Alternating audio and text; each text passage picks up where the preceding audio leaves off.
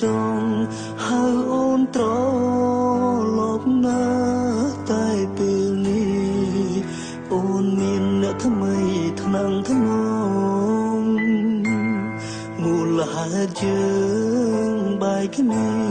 ព្រោះរឿងយល់ច្រឡំគឺរូបបង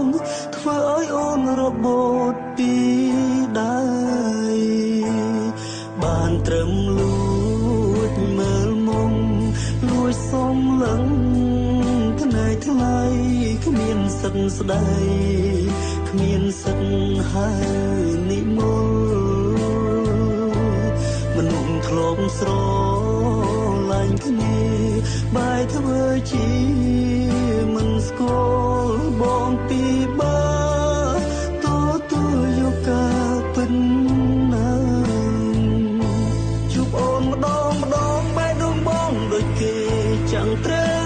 មួយដើ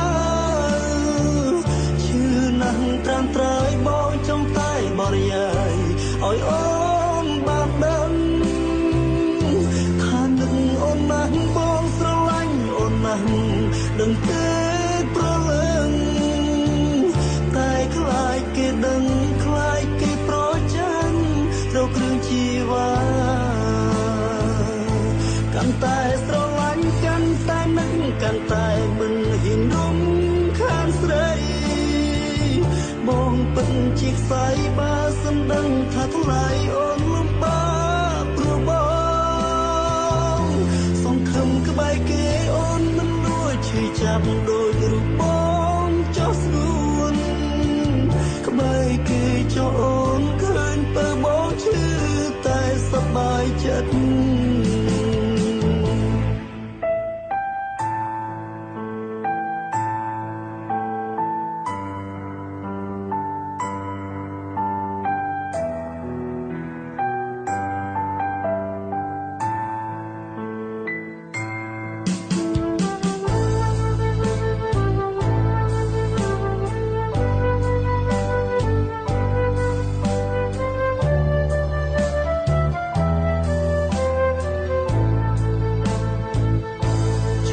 ម្ដងបែរដងបងដូចគេchẳngត្រូវមួយដើឈឺណាស់ត្រាំត្រើយបងចង់តែបរិយាយឲ្យអូនបានដឹង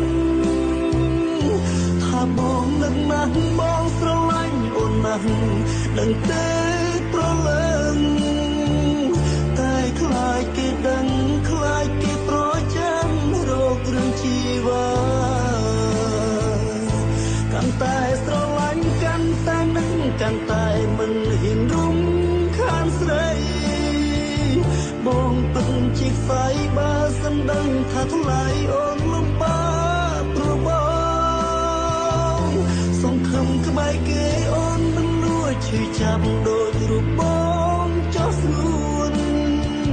ក្បែរគេចោះអូនឃើញពើបងឈឺតែសប្បាយចិត្ត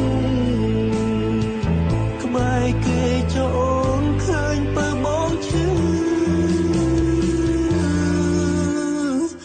តែសប្បាយចិត្ត